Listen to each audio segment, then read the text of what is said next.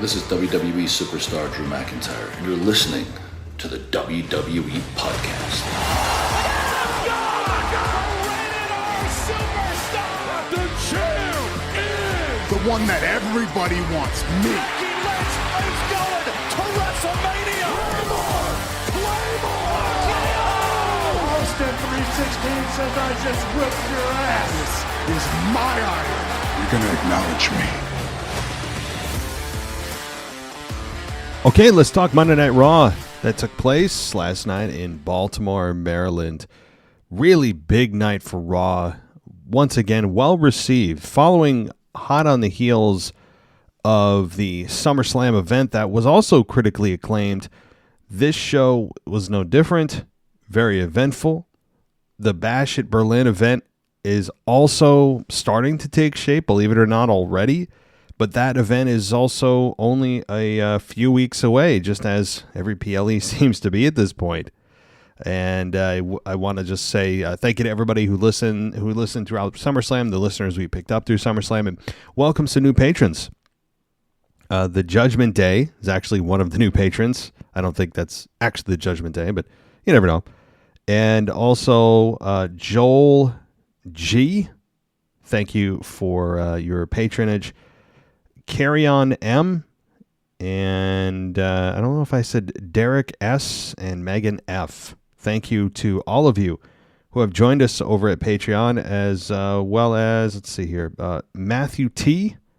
Thank you to all the new patrons. You guys can join Patreon and get yourself ad-free right now for 1 week. You can do that for free over at patreon.com/WWE podcast, and over at Apple Podcasts, you can go ad-free there for a week if you want to try it before you buy it, as they say. So, okay, well, Monday Night Raw, as I said, really big event. Really big Monday Night Raw that took place, and we really have a number of places that we could start. But let's start with the Gunther Open, as we saw the SummerSlam event that was recapped, and we saw many kind of rewinds and recaps of SummerSlam that you'll continue to also see on SmackDown. And we had Gunther introduced by Ludwig Kaiser, which has been something I've missed. I know Gunther's kind of gone on his own. Giovanni Vinci has been ousted from the group, and that happened a couple of months ago, and Ludwig kind of has been on the outside of things. And it's nice to see him back, reintroducing the ring general. And it's just a nice touch to his character that I think is something that I like. I think it's personally a nice polish on his character. But he introduced him, and Gunther came out and said a new legacy begins, and that the title and the company deserved so much more for a long time. And he said, if you thought his Intercontinental title reign was historic, wait till you see what he does as world champion. And he talked about how he's better than a lot of other wrestlers, and nothing can catch him off guard, since he said he is greatness personified. That's when Randy Orton's music hit. Cole said, "No way," as Randy Orton walked out, and Gunther conceded that Orton showing up did surprise him, and said he's the only reason that Gunther is holding the championship. Orton said that Gunther got his title shot because he beat him at King of the Ring, then questioned whether Gunther actually beat him. If you remember, Orton's shoulders were not actually down during the finals of King of the Ring, when Orton and Gunther had their finals matchup. And from there, we had Orton say even Triple H knows that his shoulders were not on the mat when he was pinned. Orton said, and I don't know why he brought up Triple H. Not sure. I don't know why Orton brought him up. We all know Triple H is the one who finalizes the story, writes the stories essentially. It's kind of weird that he bring him up by name, but and for good measure, Triple H showing up at nearly every PLE, especially big ones, and reintroducing himself. Is there a reason why Triple H has done that? Does he need to ask if we're ready? It's kind of like, what he's really saying is, are you guys ready to see what stories I've come up for you? Like, the stories that I have written for you. Are you ready to see what I have in store for you? That's essentially what he's saying. I don't like it. I love Triple H. Paul Levesque seems like actually a decent guy as a human being. But now when I see him, especially when he's coming out at the beginning of events, which is kind of his signature now, and he always asks if we're ready and talks about how either the number of people that are there, which the host of SummerSlam did this time, but it's weird because it's very transparent that he's the one that signs off. We all know he's the one that signs off as head of creative.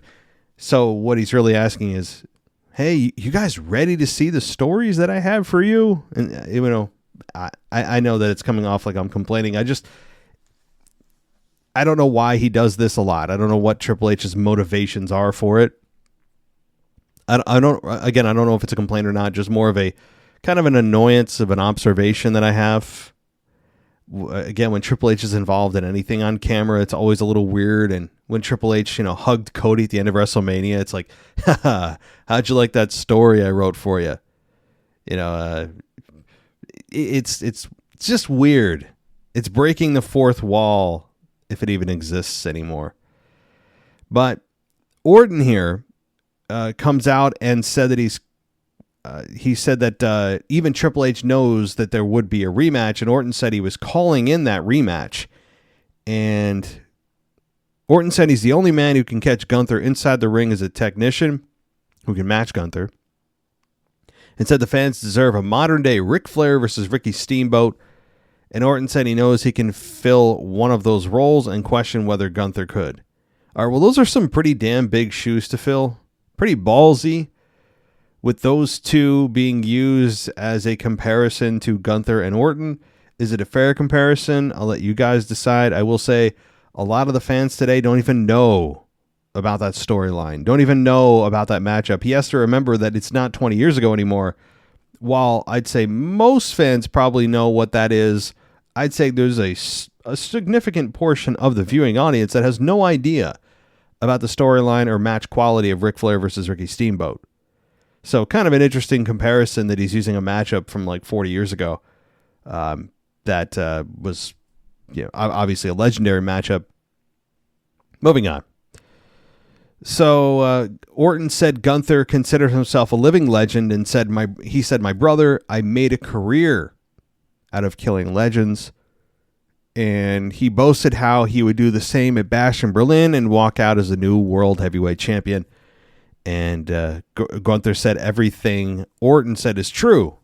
And he said not beating Orton left a stain on his record at King of the Ring, and said that the voices in his head were telling Orton he could win, that the voices are wrong. He accepted the challenge. They had a handshake. Orton accepted, and Gunther pulled him in close. And the mic picked up Gunther saying nothing catches him out of nowhere. And Orton said that's good to know, and he wants Gunther to see it coming. And he left the ring. And we talked about Orton becoming a possible 15-time champion. Okay. Mixed feelings on this. You guys know what I'm going to say already. If you've listened to this show before, you already know what I'm going to say here. And it's both good and bad. The good part of this, all right, let's just call it what it is. The match quality for this pairing is A+. It's going to be fun. It's going to be A+ matchup quality. Their promos, as we get closer, are going to be a lot of fun.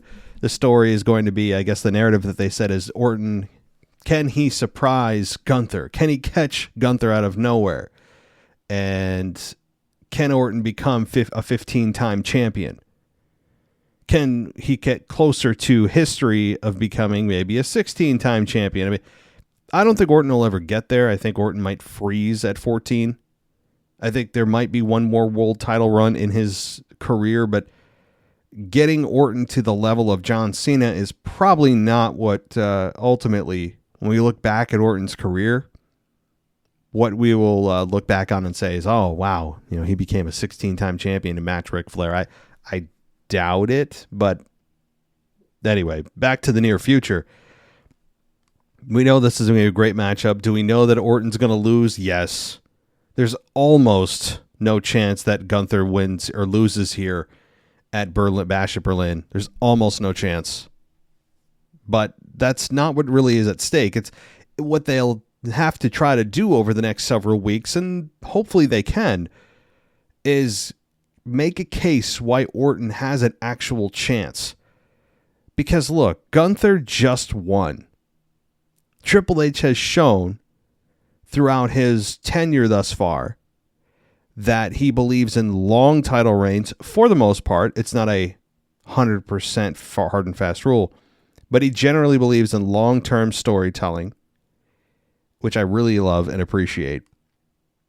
And he believes in title changes having meaning, not just doing it for shock value. And especially with a guy like Gunther, you're not going to give him a 1 month or 3.5 week title reign. Somebody that is viewed as a potential Hall of Famer, and really one that you could argue already is on his way. You're not going to have him lose his first title reign in 3.5 weeks or 3.5, 4 weeks. It's not going to happen. So the case is, can they make a good case? Can they get us to that point where we believe that Randy Orton could win? That'll be fun. The answer is hopefully yes. I think they will. And Orton is so talented and Gunther is so talented, I think they can. And they can make this a fun program.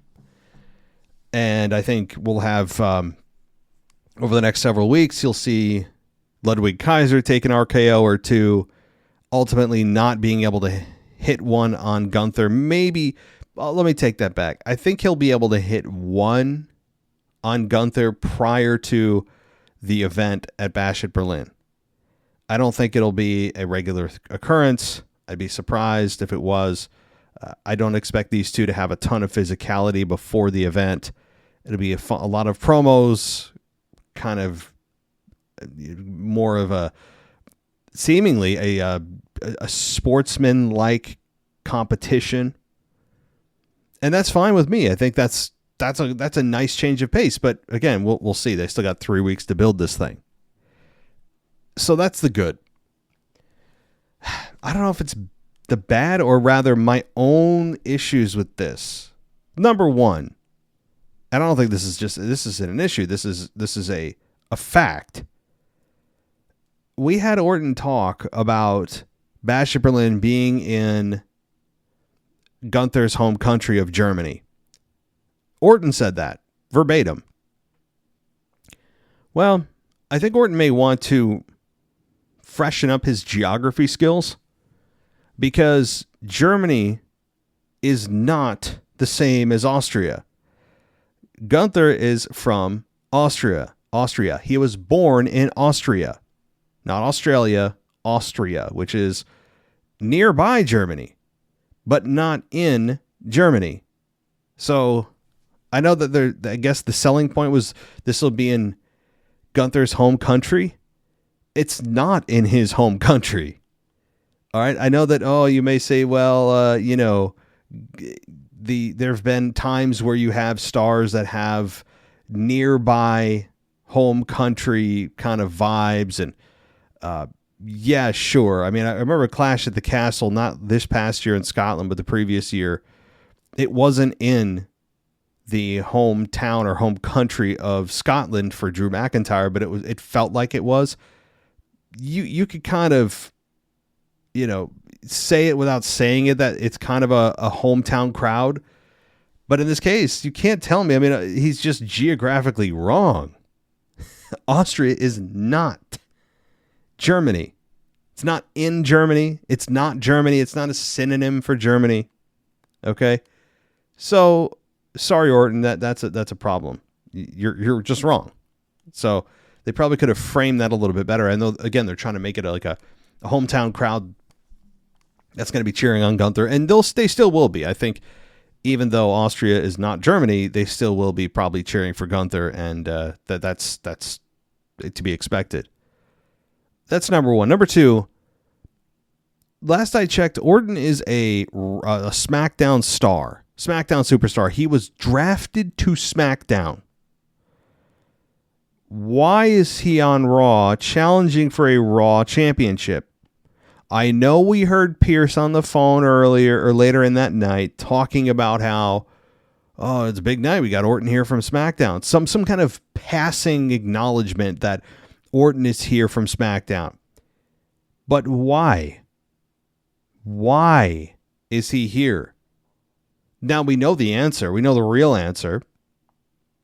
The real answer is they didn't really see anybody on the Raw roster at the moment that they could utilize for a main event with Gunther. They don't have anybody right now for Gunther, which I would have said, Seth Rollins is out there. They didn't have to go to the Bronson Reed thing, but I guess they have other plans, and we can't see what they see with their long-term plans. So I'm only reporting on what I see. And I don't understand. Can we get an explanation? How did Orton garner this deal? How did he just walk into a brand that's not his and get an instant title shot with no pushback by any of the other stars? I mean, nobody else on the roster wants a title shot. So again, love Orton, love Gunther, no issues there, but at least this is where Vince, to me, this is one of the Vince McMahon earmarks. It's almost as if Vince was remotely running this part of the show specifically. That he said, the fans don't care. They just want the biggest matches possible. They're not ultimately going to give a damn. But you have fans like me, and again, it's a small minority. I totally recognize that. Most of you don't give an F. Most of you just want the biggest matches. Who cares? You're still getting Gunther and Orton, and that's all fine and well. Yeah, you're still getting a really fun matchup. That's a one-off, no doubt. But I care about congruity. I care about them adhering to their own rules. They're making the rules on this, not me. And when they just can't help themselves and then insult our intelligence about not even giving us an explanation as to why an opposing star who was drafted to an opposite brand is on the other brand show and then automatically getting a title shot, why and how? Just because they're a big star? I mean, no. I just give me something. Give me anything. And I just, again, Triple H may feel differently on this one, or rather, he may explain things unlike when Vince was in charge and he didn't care. But ultimately, hey, I know we're still getting Gunther and Orton, and yeah, it's going to be fun. But I wanted to bring that up because it is relevant. I'm not going to gloss over the fact that they are, again, blatantly violating their own rules of the draft that just took place a few months ago. So there, I called them out and put their feet to the fire. Or called them to the carpet. Pick your analogy. But I am. Not letting it slide. Okay.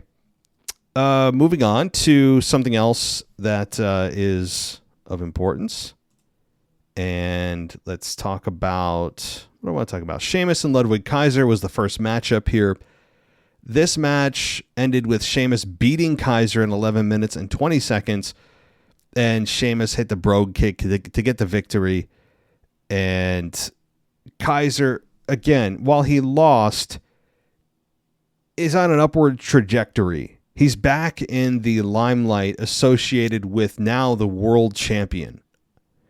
And I think even though Kaiser's there to take the lumps and bumps for Gunther, he's still going to be elevated in the process. He'll take some more than one RKO, I'm sure, on the way to Bash at Berlin. It'll be a fun pairing once again, as Gunther has been kind of reunited with Kaiser on television. So, and also for Sheamus, it's a good victory, a good outing for Sheamus, and his program with Pete Dunne, i.e. Butch, has been, I guess, for the moment, kind of put aside. All right, well, we got a lot of stats throughout the show about Roman Reigns' return and how many social media views it got, and I guess this is now the metric for success in WWE, and I'm not laughing or berating them by any means. I mean, it's just, I guess it's such a sign of the times now. I mean, we're now in an era where we don't talk about really TV ratings anymore or buy rates for PLEs or pay-per-views as they once were called back in the day. It's now, how many views did you get? Which is also how a lot of people view their own posts. How many views, how many clicks, how many likes? You know, it's how we value success has been changed dramatically, even over the last 5 to 10 years. And so WWE is just keeping up with the times. And so again, it's not a complaint or a laughing at them. Just I had a thought about that. Like, they're talking about how many views they had and all that, which is, again, congrats to them. And having the Roman Reigns return have 100 million views, pretty crazy. But they've talked about that several times throughout the show, and more stats as well. But all right, we got a video package with the Wyatt Sicks and a brief SummerSlam package that recap Finn turning on Damien Priest. And Damien comes out and called out Finn Balor that you knew wasn't going to come out, but that's half the fun. And he said, come out and take this beating like a man. And then Priest spoke about how he was on his own until the Judgment Day. And he said he realized that his family got bigger, and he talked about really us being his family suddenly. What? I mean, just a couple of months ago, you were lecturing us to all rise for the Judgment Day. So now you what exactly made you why are we your family suddenly? See, I like Damien Priest. I think he did an exceptional job compared to what most people expected from him as world champion. I think he is a two-time world champion over the next 12 months. I think he could easily capture the belt back. And he's shown he's worthy of it. He feels like a champion. He carries himself like a champion. He's been on the rise, no pun intended, for the last year and a half. But suddenly we are now his family.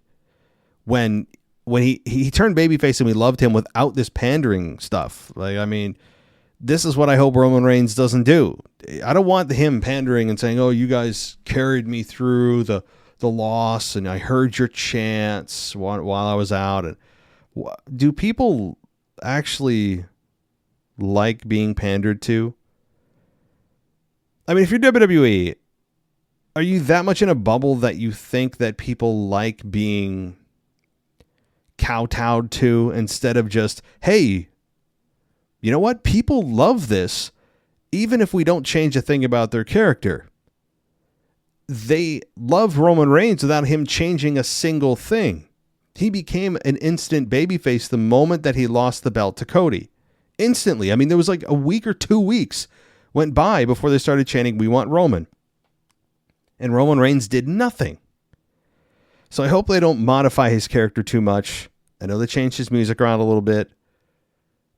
The jury's still out on that. But with Damien Priest, I saw some flashes, some signs of him just suddenly realizing how valuable the crowd is and telling Balor to say hello to his new family. And the fans did cheer, but I don't know. I'm not a guy that likes to be pandered to and coddled and acknowledged by the stars. I don't. I mean, I don't know. It's just kind of not my thing. Not my thing. It's like they're purposefully stroking the egos of the fans, and some people love it. I hate it. It's a change of character that's too drastic for me most of the time, when they don't realize you don't need to change almost anything that the heel character did. You really don't, and this goes industry wide. Sometimes people love an edgy badass that, yeah, they don't run down the crowd. I'm not saying to run down the crowd. Obviously, that's not going to work. So take that out. But you also shouldn't just do a 180 and start kissing their ass. You know? And this is not just things that I see in WWE. I've seen in AEW. I've seen it in other promotions. I've seen it in WWF, WWE. I don't know. Anyway, let me move on. So Priest said he's not just upset about losing the championship. He said Balor made him feel like he's disappointed his family referring to us. So suddenly he cares about our feelings. Since when? Since WWE decided you're a good guy now? The fans have been cheering you for like a month and a half, 2 months without you doing this. And suddenly we're your family? Stop. Please, the pain. It's like their incessant need to always make sure that babyface champions talk about them being fighting champions. That is something that is a holdover from Vince McMahon that just has not gone away. So, just again, personal preferences, guys. This is what I'm not a fan of that stuff. But let's continue. Priest said that when Balor is suffering, he should know that he's the reason for the pain, and Priest called out for Balor. And Finn Balor appeared on the big screen and told Priest he brought this all on himself, and that they were all supposed to have each other's backs with no leaders, and that changed once Priest became champion.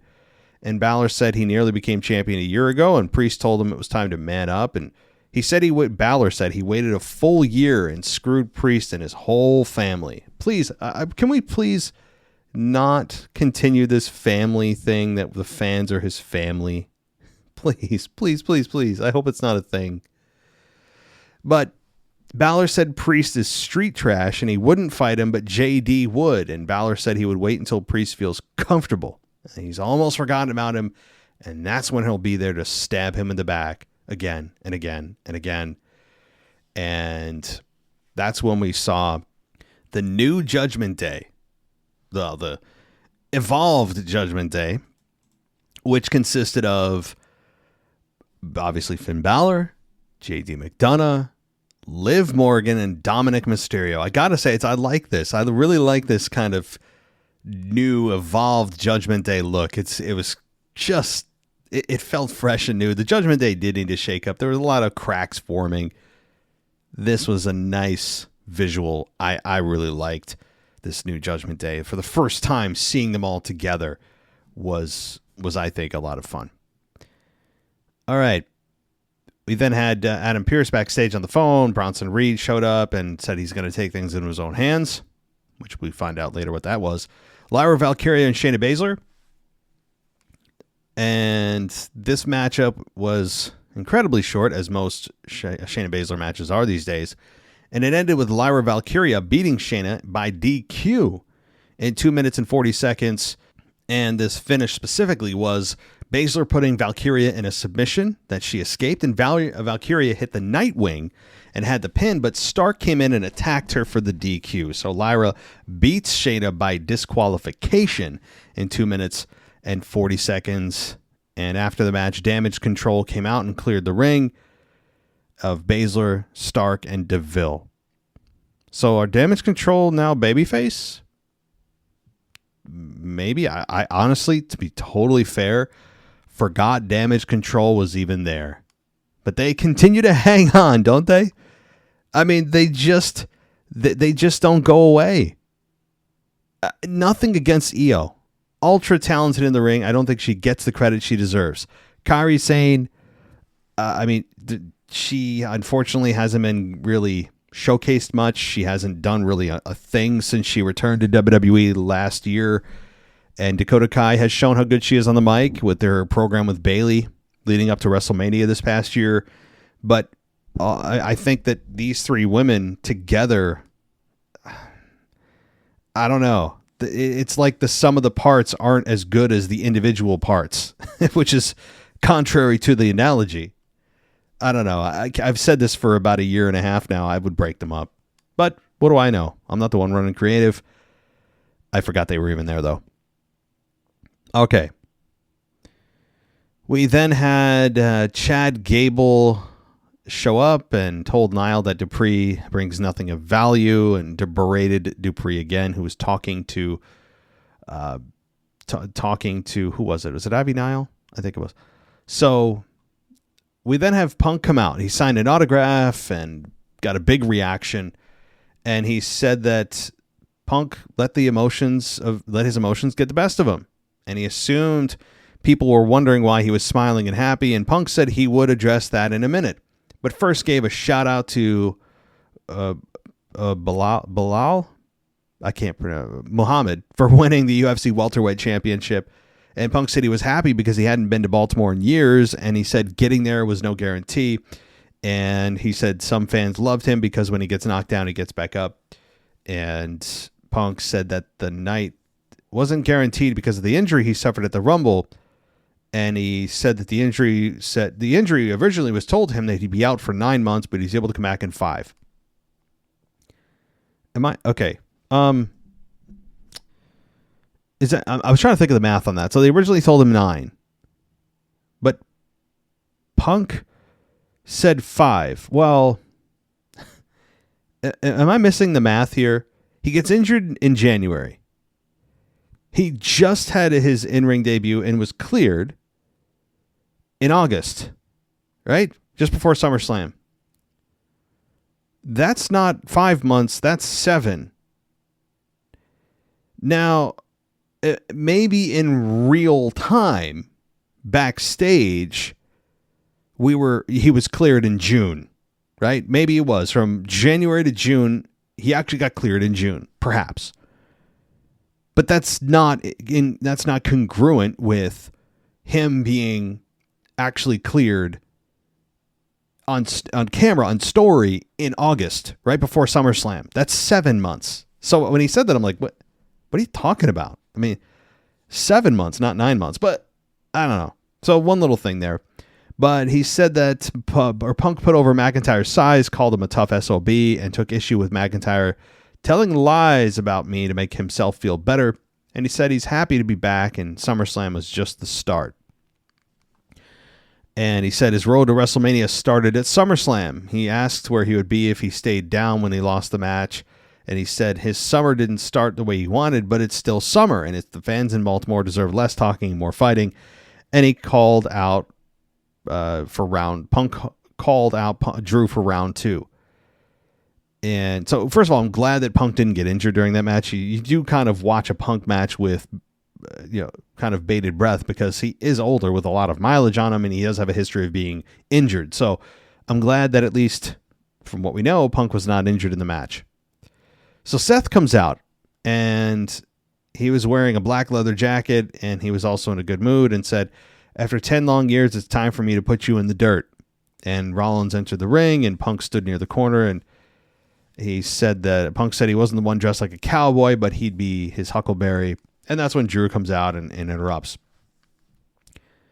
Seth, and I really, this is a genuine question. Okay, it's serious. This isn't me being negative about it, but it's a real question. Did Seth put on weight? Did Seth gain weight in particularly his stomach, or was that just a bad visual camera angle for Seth? I'm being serious. Because I've seen pictures of it. I remember watching it and I'm like, what happened, bro? And again, could be a bad camera angle. Maybe he did put on a little weight. I'm just curious because I don't remember Seth having that. But that said, we got McIntyre coming out and he said that Punk proved he still has it, but he's no longer the best in the world. And Punk and Rollins continued to stare at one another, and McIntyre said he knew how to get their attention. And he held up Punk's bracelet and mentioned his wife and dog. And then Punk left the ring, hopped the barricade, and went after McIntyre. So this is continuing. And I said this in my SummerSlam review that I thought this was going to be done, a one and done with Punk and Drew. But the fact that he took Punk's bracelet after he left told me that this is continuing. And it does seem to be continuing. And I'm fine with that. In fact, this could lead to bad blood. It could. It could all lead all the way to Bad Blood in October. The pay-per-view name would seemingly bear that out. These two have bad blood. And I love how they're bringing Bad Blood back in October to the very day that it was introduced in 1997. I guess from a selfish perspective, given that Bad Blood was the very first PLE that I really remember watching, in October of 1997 with Shawn Michaels and The Undertaker in the first Hell in a Cell, I have, I guess, a nostalgic love for the Bad Blood event. And the fact of bringing it back to me is, again, just, it's just a selfish love because I know no one else probably has that. But for me anyway, But we get Bronson Reed, though, attacking Rollins from behind, hits a Death Valley driver, 2 running sentons, 2 tsunami splashes, referees run out, producers run out. Reed then hits a 3rd, and a 4th, and a 5th, and a 6th. And Rollins was coughing up blood, and Rollins was finally rolled away. And this was great. Even the crowd was chanting one more time. And I don't know if that was really the fans turning on Seth, although I think that's coming, or Seth is turning on us. I think the Seth Rollins babyface run, just as a side note, is coming to a close somewhat soon. And I mean that in the next 6 months or so, I think we're going to see a Seth Rollins turn. But I think the fans were just excited to see this destruction, see the breakout of Bronson Reed, the violence of Bronson Reed. I mean, it was fun to watch, even though most fans love Seth. This is the most relevant thing Bronson Reed's ever done in his career. And the fans knew this was a moment. So they were, they were chanting one more time because of their own selfish, and I have no problem with it. I mean, selfish in a way that's just like, hey, we're in person. It's cool to be there when moments like this happen. But I think it's kind of instinctual that, when you're there and you're acknowledging and understanding that you're in a moment, you want it to continue. So I don't think it was the fans turning on Seth when they were chanting one more time, but this is really cool. I mean, how many times you see 6 times? And it didn't feel like overkill. In a way, in one respect, it's like, oh my God, 6 times. But it wasn't in the context of a match. It was to violently brutalize Seth Rollins. Now, what's the beef with Bronson Reed and Rollins? I mean, I don't think there is any. It was just Bronson Reed taking his career into his own hands, making his own path, as he warned earlier, that we all just kind of shoved away as like, okay, man, yeah, some random platitude. Yeah. You'll make your own path and you'll stand strong, blah, all this nonsense. And nobody heeded the warning. No one took it seriously. I didn't. You can't tell me you did.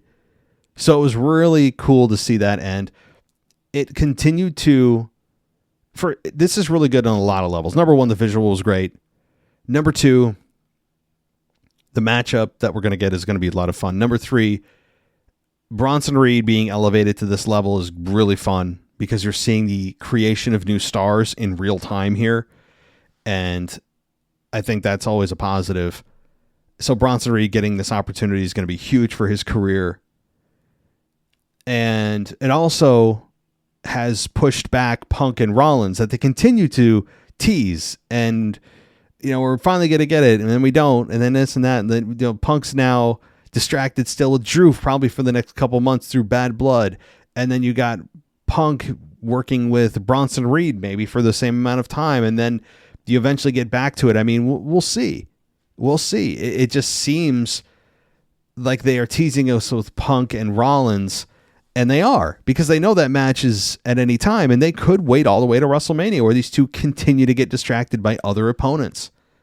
And they finally meet at WrestleMania 41. I mean, I could absolutely see that, and I have no problem with that. In fact, Punk and Rollins at WrestleMania 41 makes the most sense. You were going to do Punk and Rollins at WrestleMania 40.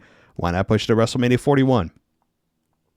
So I think that's probably what's going to happen. Just when you think they're finally going to get back to one another, wham. You have another distraction and another detour. So I think, again, the Bronson Reed thing, there's just nothing bad about this. This is all positive for Rollins, who finally may take a little more serious approach. If he comes out, let me just tell you, even those of you that are just absolutely in love with the Seth Rollins character and all that, you're still not burned out of it.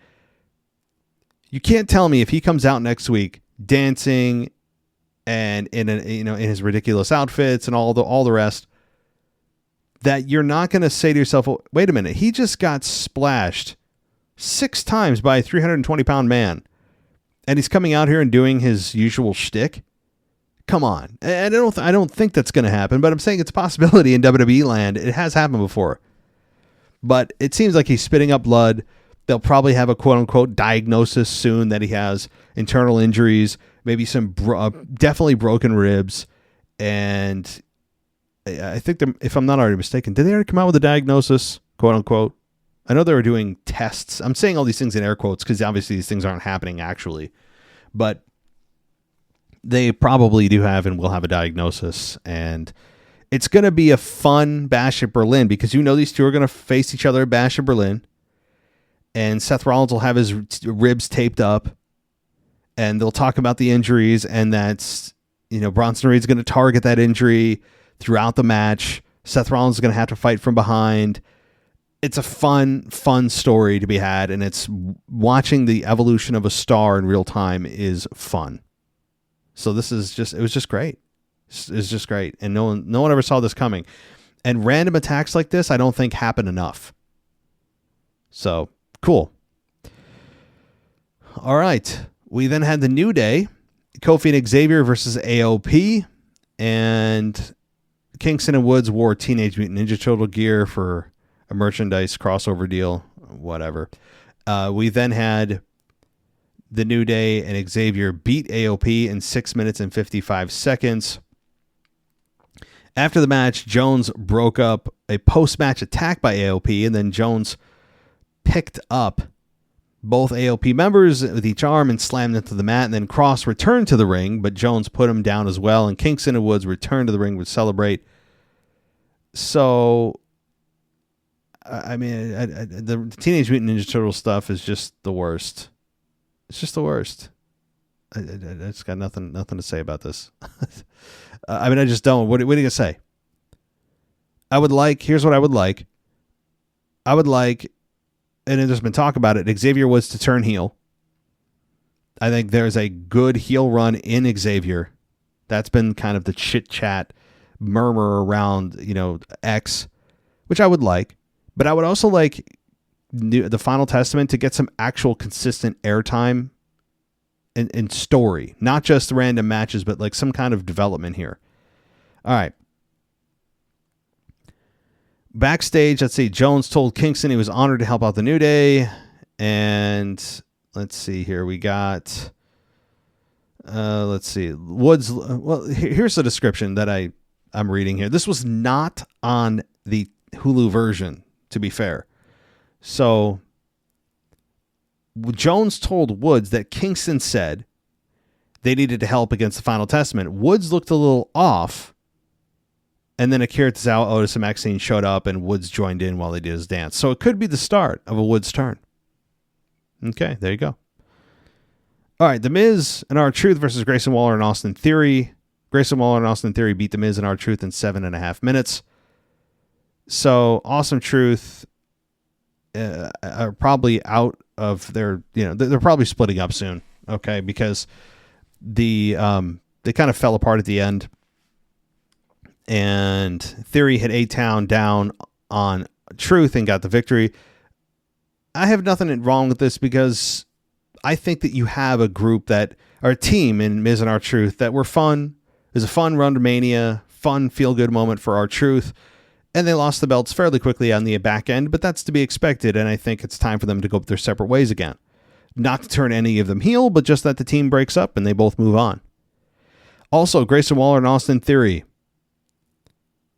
With them on Raw, I think there's a lot of consensus to believe that both Sammy and Jey Uso are on their way to SmackDown. Now, it's not going to happen immediately, because we have next week a rematch for the Intercontinental title of Sami Zayn and Bronson Reed. Or I'm sorry, Sami Zayn and Braun Breaker. We have that happening.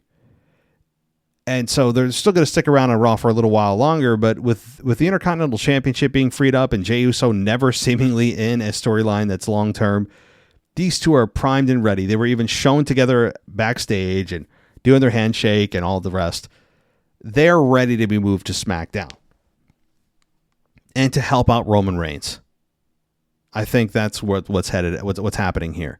Absolutely. Sami Zayn's going to be part of this. He's going to be involved in the defense of Roman Reigns, I believe, when the OG bloodline return in full force to face off against Solo's bloodline that we all know is a showdown, that we all saw as a showdown 2 months ago at the Survivor Series event. The War Games match. So definitely something that I think we could look forward to. It's just, the puzzle pieces, the chess pieces are starting to move into the right places here. All right. We then have an interview by Braun Breaker, and he said it's taken him less than 3 years since he arrived to win the IC title, and he still considers himself the hunter, even as champion.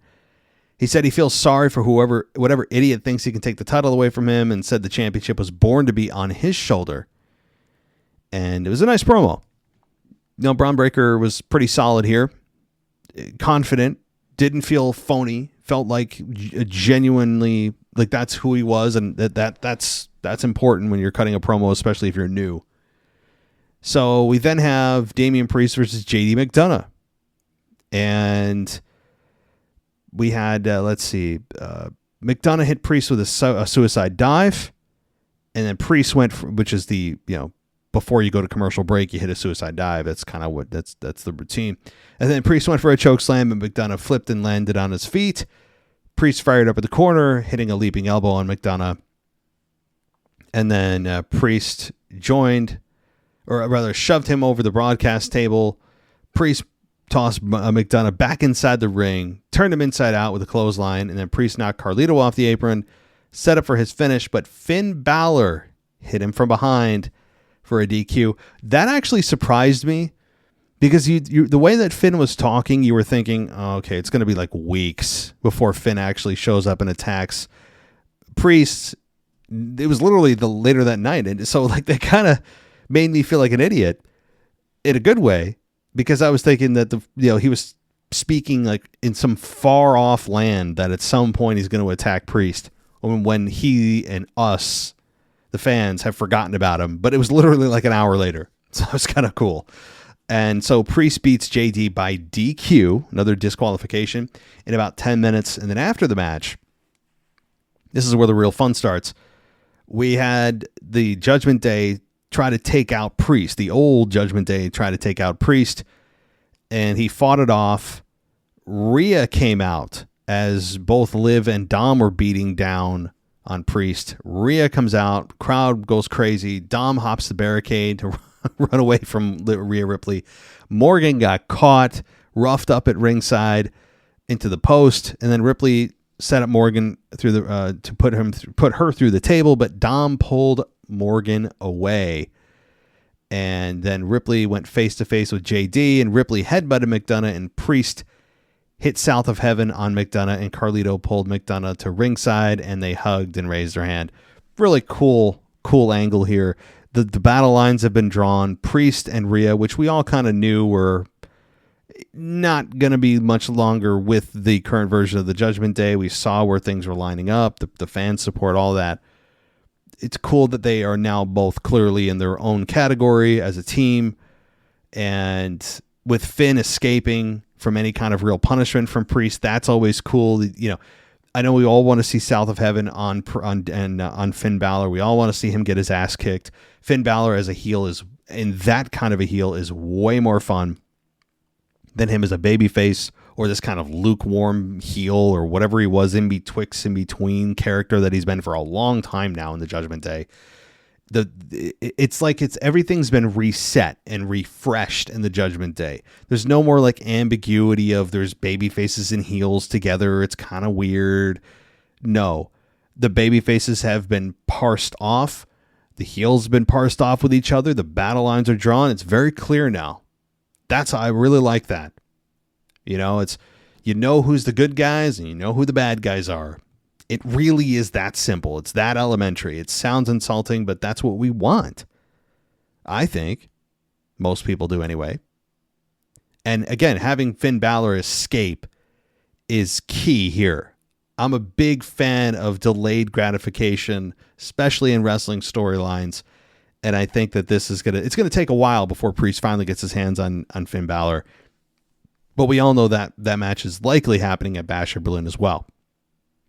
So you can kind of look ahead and see who or what the matchups are in the next few weeks as we head into Bash of Berlin, which is obviously the next big event. Again, really fun angle here. And yes, Rhea Ripley will eventually get her hands on Dominic as well. So Okay. We got Sonya Deville versus Io Sky.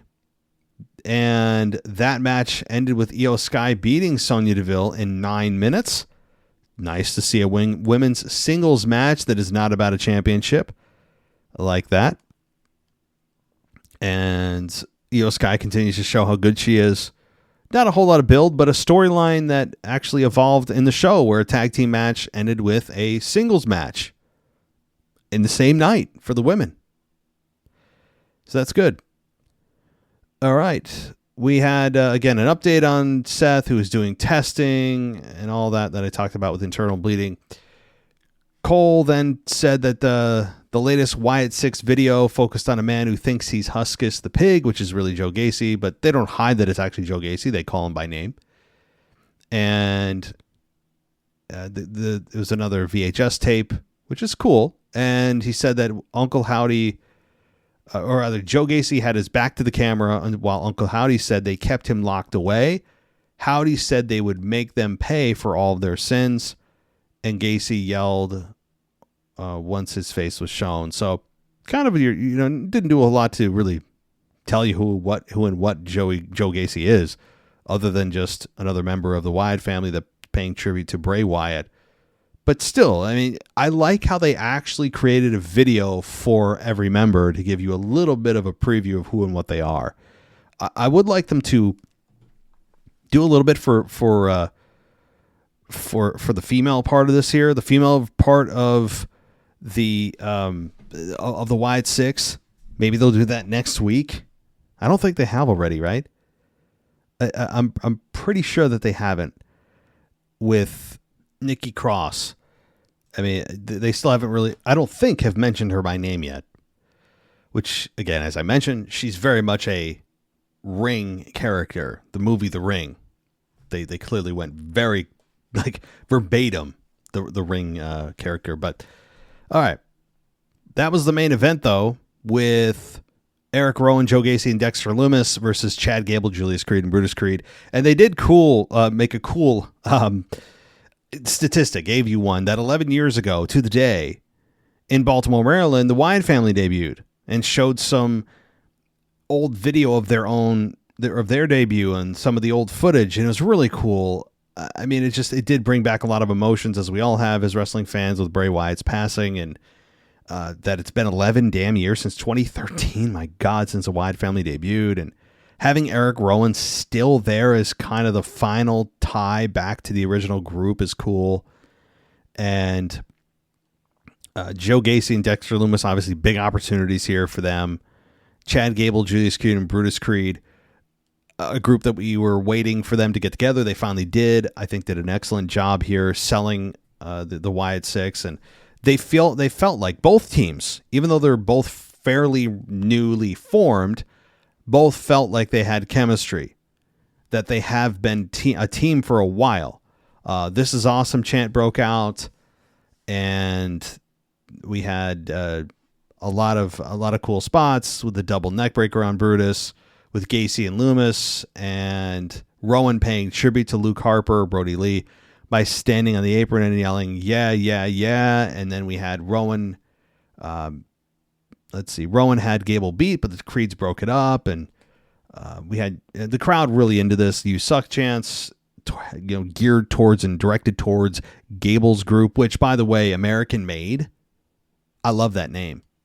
Really, I mean, it's a very Gable-esque name. I like it. The American Made, love it. I know it's not. Wasn't there American Alpha? Wasn't that a thing though? I think that was, but nonetheless. We had Gable looking fearful at times when he looked at Lumis and Gacy.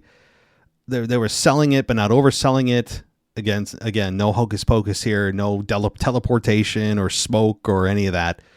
And it ended with the Wyatt Sicks getting the victory in 11 minutes, as they should.